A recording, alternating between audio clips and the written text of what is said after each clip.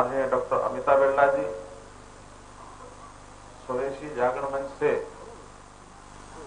हमारे संगठन मंत्री जिनका उद्बोधन आपने सुना। एक बात की जानकारी मैं अपने युवा साथियों को बताता हूं कि श्री सतीश जी का जो सामाजिक काम जब शुरू हुआ, जब शुरुआत में उन्होंने अपनी युवावस्था में किया था तो इस कुरुक्षेत्र की धरती से किया था।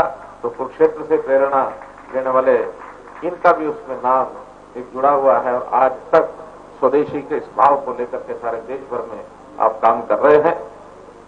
हमारे विधानसभा के अध्यक्ष आदरणीय श्री ज्ञानचंद गुप्ता जी, हमारे खेल मंत्री श्री संदीप सिंह जी, सांसद श्री रतनलाल कटारिया जी, श्री अरविंद शर्मा जी, श्री नायब सिंह सैनी जी, बहन सुनीता दुग्गल जी, हमारे यहाँ के विधायक श्री सुभाष सुधा जी, उपस्थित सभी अन्य सज्जन वृंद, उपस्थित नौजवान साथियों, वास्तव में तो स्वामी जी का मार्गदर्शन मिलने के बाद मुझे लगता था कि अब चूंकि समय बहुत हो रहा है, अगले कार्यक्रम में हमको जाना है, लेकिन जैसा आज्ञा हुई उनका कुछ दो शब्द बोलने ही है। तो मेरा तो इतना ही कहना है कि गीता ये जीवन का सार है। गीता का संदेश भगवान कृष्ण ने केवल अर्जुन के लिए नहीं दिया था, बल्कि आज भी उतना ही प्रासंगिक है, मैं समझता हूं हम सबके लिए दिया था। और ये गीता का संदेश अपने जीवन में पूरे का पूरा उतर जाए तो इस जैसी तो बात नहीं, लेकिन अगर एक श्लोक भी ठीक से आपने जीवन में उतार लिया तो जीवन में बहुत बड़ा परिवर्तन आ सकता है।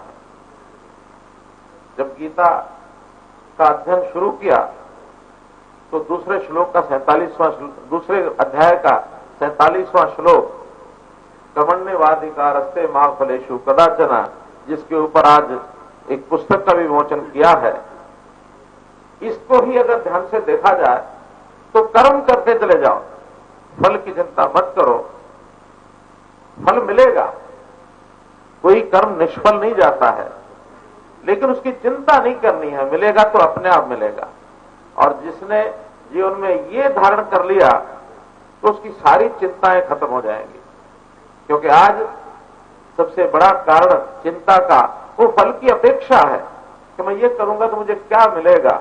और जिसने फल की अपेक्षा कर ली तो असहज होना स्वाभाविक है, क्योंकि मन बहुत चंचल है और अपेक्षा मानो क्या कर बैठे, उसका थोड़ा सा भी कम मिला तो असंतोष पैदा होगा, निराशा आएगी।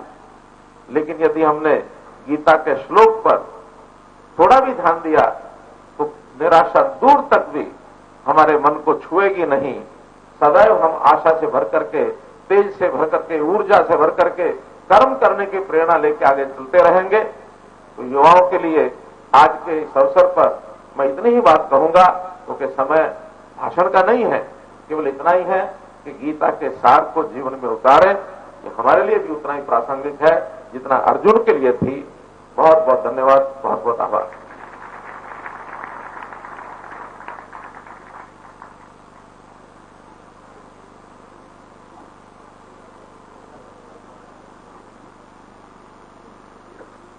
बहुत बहुत आभार माननीय मुख्यमंत्री महोदय का, वे स्वयं हम सबके लिए प्रेरणा है।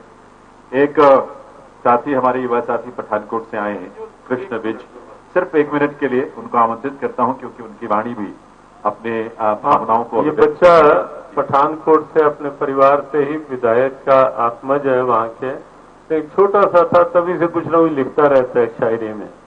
तो 1 मिनट के और प्रोत्साहन की दे बच्चों में। जी आइए कृष्ण।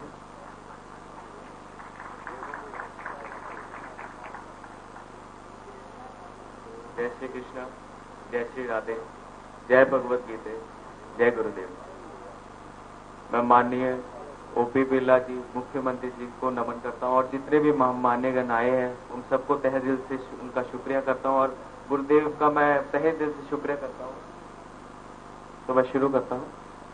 बंसी सब सुर त्यागे है, बंसी सब सुर त्यागे है, एक ही सुर में बाजे है, हाल ना पूछो मोहन का, हाल ना पूछो मोहन का, सब कुछ राधे राधे है।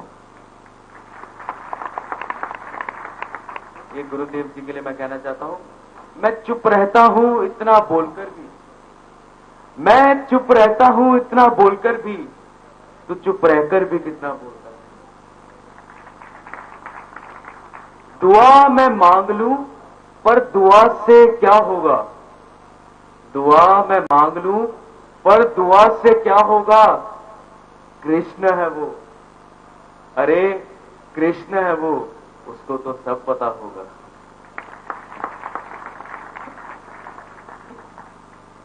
तेरी खुशबू से जो वाकिफ नहीं है, तेरी खुशबू से जो वाकिफ नहीं है, वो फूलों से गुजारा कर रहे हैं।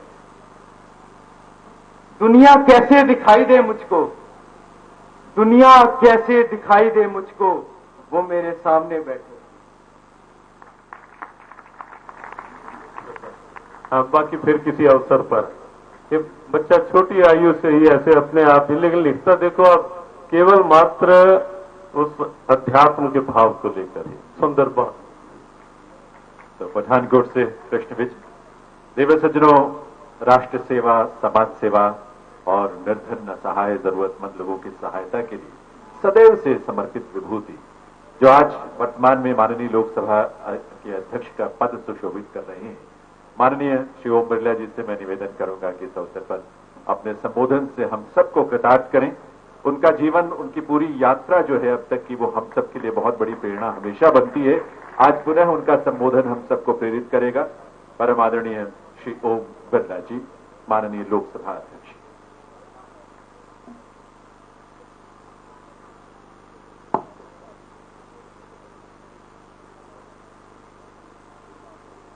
गीता जयंती महोत्सव जो कुरुक्षेत्र की ऐतिहासिक धरती, जहां हजारों वर्ष पूर्व भगवान श्री गीता का संदेश दिया, उस धरती पे मैं नमन करता हूं। और जिन्होंने इस देश में नहीं पूरे विश्व के अंदर गीता का संदेश जियो गीता के अभियान के रूप में जन जन तक पहुंचाने का संकल्प लिया है, ऐसे हम सबके प्रणेता महामंडलेश्वर आदरणीय ज्ञानानंद जी महाराज जी को मैं प्रणाम करता हूं। इस राज्य के यशस्वी मुख्यमंत्री, जिन्होंने इस धरती को आध्यात्मिक ज्ञान की धरती बनाकर पूरे विश्व को धार्मिक और पर्यटन स्थल के रूप में विकसित करने की कार्य योजना बनाई। मैं इस मौके पर राज्य के मुख्यमंत्री जी मोहनलाल खट्टर जी को भी बहुत बहुत धन्यवाद देता हूं। राज्य विधानसभा के अध्यक्ष माननीय ज्ञानचंद गुप्ता जी, हमारे लोकसभा में हमारे सांसद रतनलाल कटारिया जी, अरविंद शर्मा जी, नायब सैनी जी, बहन सुनीता दग्गल जी, इस राज्य के मंत्री श्री संदीप जी, इस क्षेत्र के विधायक सुभाष जी, और इस क्षेत्र से जिन्होंने अपने सामाजिक कार्यों को किया और देश में स्वदेशी जागरण मंच के माध्यम से एक नई चेतना जताई, सतीश जी, आप सबका बहुत बहुत अभिनंदन।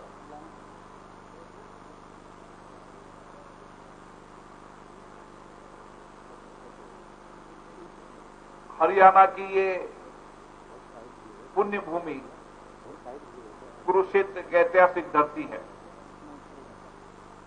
और ये ऐतिहासिक धरती आज भी पूरे विश्व को एक मार्गदर्शन के रूप में जीवन जीने की राह दिखा रही है। और इस संदेश को पहुंचाने के लिए जिन्होंने पूरा जीवन समर्पण कर दिया है, ज्ञानानंद जी महाराज, जो जियो गीता, हर घर में गीता के इस अभियान को, संकल्प को लेकर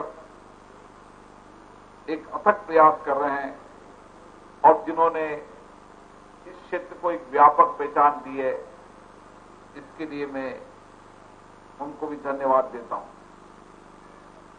भगवान गीता के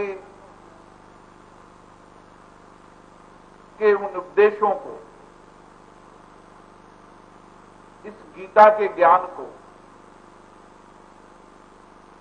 पूरे विश्व के अंदर व्यापक उसका शोध हो।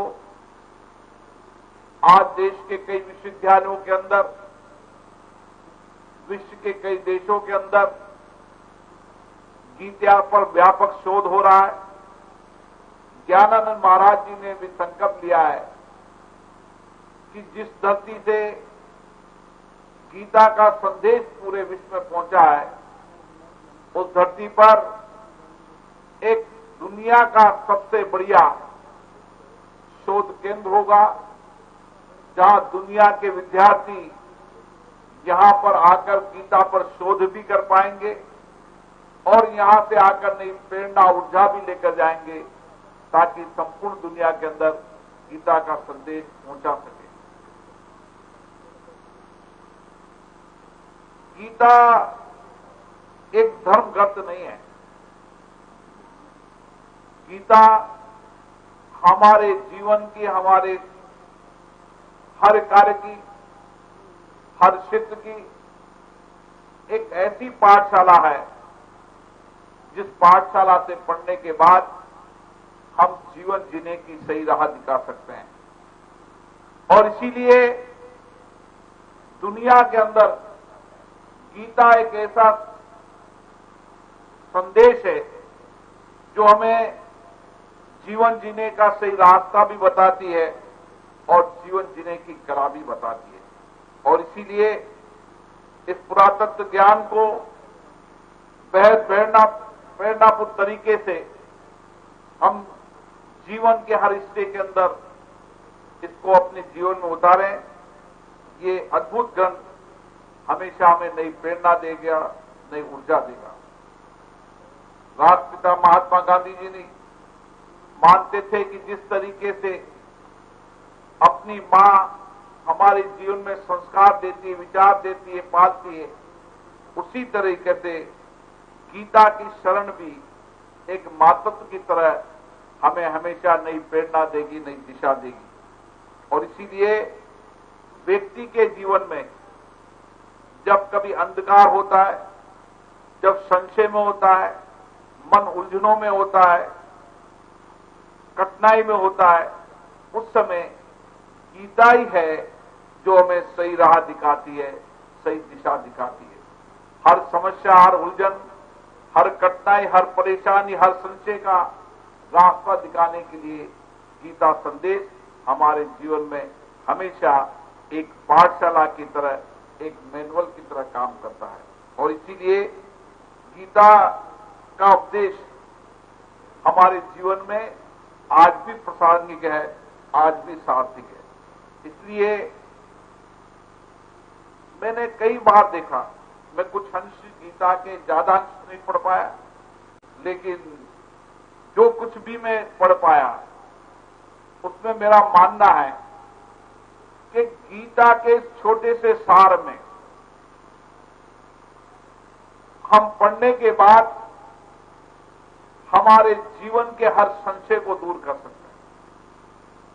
गीता के जरा से अध्याय को पढ़ने के बाद हम हमारे जीवन की हर कठिनाई और मुसीबतों को उसकी राह दिखाने का काम गीता कर सकते हैं। और इसीलिए आज की वर्तमान परिस्थिति के अंदर जब व्यक्ति का जीवन संघर्षपूर्ण चुनौतीपूर्ण जीवन वो समझता है, उस संघर्षपूर्ण और चुनौतीपूर्ण जीवन को अगर सही जीवन जीना है तो आध्यात्मिक रूप से गीता का उसको पढ़ना चाहिए, गीता को आत्मसात करना चाहिए, ताकि अपना आप उसको जीवन की सही रेखा दिखा पाएगी। और इसीलिए महाभारत में भी जब अर्जुन संशय में थे, जब अर्जुन मोहग्रस्त थे अपने परिवार से, अपने रिश्तेदारों से, उस समय भी भगवान श्री कृष्ण ने गीता का ज्ञान उनको दिया था, एक संदेश दिया था। और आज दुनिया के अंदर आप देख लें कि 5000 वर्ष होने के बाद भी वो संदेश, वो सार आज प्रासंगिक भी है और आज इतना आवश्यक भी है। और इसीलिए सामाजिक जीवन के अंदर व्यक्ति जब संघर्षों में उलझता है, कठिनाइयों में उलझता है, तब अगर वो अपने जीवन को गीता पर, श्री भगवान पर समर्पित कर दे तो उसकी राह अपना आप दिख जाती है। और इसीलिए व्यक्ति के जीवन में कर्म करते समय कई बार अहंकार होता है, लेकिन कर्म योग में लिखा है कि कर्म हमारे जीवन का हिस्सा होना चाहिए। जीवन के अंदर कर्म हमारा कर्तव्य है, उस पर किस बात का अहंकार। और जो व्यक्ति अपने जीवन में कर्म को कर्तव्य मानकर चलेगा तो उसे कभी फल भी नहीं मिलेगा, उसको जो जिस लक्ष्य के लिए काम कर रहा है वो लक्ष्य की प्राप्ति भी नहीं होगी, तो कभी निराश नहीं होगा। और इसीलिए व्यक्ति के जीवन के अंदर निराशा को खत्म करने का काम भी गीता ही करती है। व्यक्ति के जीवन में कभी अच्छा होता है, कभी बुरा होता है। जब प्रभु की अच्छा होता है तो हम कहते हैं प्रभु की कृपा है, ये प्रभु ने कृपा की। और जब अच्छा नहीं होता तो कहते हैं प्रभु की जैसी इच्छा। ये इच्छा और कृपा, इस धंध के अंदर व्यक्ति अपने जीवन को अगर भगवान श्री कृष्ण के अंदर समर्पण कर दे, अच्छा हुआ तो भी श्री भगवान कृष्ण की कृपा, और जो अपनी इच्छा के अनुकूल नहीं हुआ उसमें भी भगवान की कृपा, तो वो जीवन की सही राह दिखा सकता है। और इसीलिए हमारे जीवन के इन सभी लक्ष्यों को, तनाव को, विशेष रूप से मैं नौजवानों को कहना चाहता हूं, आज डिजिटल का युग है। इस डिजिटल के युग के अंदर हमारा नौजवान बौद्धिक रूप से तो बहुत क्षमतावान है। दुनिया के अंदर हमारा नौजवान आज नेतृत्व भी कर रहा है, लेकिन बौद्धिक क्षमता के साथ साथ अगर उसके जीवन में आध्यात्मिक ज्ञान भी हो जाए तो उसका जीवन सही राह की दिशा पर चल सकता है। वह बौद्धिक ज्ञान और आध्यात्मिक ज्ञान प्राप्त करने वाला युवा न कभी तनाव में न होगा, न अवसाद में होगा। वो हमेशा अपने जीवन को सही राह की तरह जिएगा, सही संकल्पों की तरह, अपने आत्मविश्वास को हमेशा बनाए रखेगा और अपने लक्ष्यों को प्राप्त करने के लिए भगवान श्री कृष्ण के दिए संदेश को आत्मसात करते हुए पूरा करने के लिए लगा रहेगा। इसीलिए जीवन के अंदर अगर परिणाम निकलना है तो हमें गीता के संदेश को अपने जीवन में अपनाना है। और इसलिए कहते हैं न गीता किसी भाषा की है, न किसी प्रांत की, न किसी धर्म की है, न किसी को है। गीता तो केवल मानवता का संदेश देती है और ये मानवता का संदेश जन जन तक हमें पहुंचाना है। मैं इस मौके पर विशेष रूप से ज्ञानानंद जी महाराज जी को धन्यवाद दूंगा कि जिन्होंने इस गीता के संदेश को अपने जीवन के अंदर इस लक्ष्य के साथ मुझे समाज के क्षेत्र के अंदर जियो गीता के रूप में व्यक्ति को अपने जीवन में जीने की कला और जीने की राह अगर देखनी है तो गीता में रहकर जियो। ये भगवान श्री कृष्ण के उपदेश को जिस तरीके से ज्ञानानंद जी महाराज पहुंचा रहे हैं और विशेष रूप से इस राज्य के मुख्यमंत्री लगातार इस कुरुक्षेत्र को आध्यात्मिक ज्ञान की धरती बना रहे हैं, ताकि दुनिया के अंदर जब कभी लोग यहाँ पर भारत आए तो उनको कुरुक्षेत्र के अंदर आध्यात्मिक ज्ञान मिल सके, गीता का संदेश मिल सके और श्री भगवान की धरती पर नई प्रेरणा, नया संकल्प लेकर जाए, तो आने वाले समय में आध्यात्मिक ज्ञान के माध्यम से वो अपने जीवन की नई राह चुन सकते हैं। इस मौके पर पुनः आप सभी नौजवानों को बहुत बहुत साधुवाद, जो ज्ञानानंद जी महाराज जी के नेतृत्व में आए और अपने अपने क्षेत्र में जीव गीता के अभियान और संकल्प को लेकर जाएंगे। आप सभी को बहुत बहुत धन्यवाद। जय श्री कृष्ण। बहुत बहुत आभार माननीय ओम बिरला जी का। और मैं निवेदन करूंगा प्रदीप मित्तल जी, हमारे राष्ट्रीय महामंत्री जीव गीता जी, कि वे आए और संक्षेप में से ही समय कम है, आभार जरूर व्यक्त करें।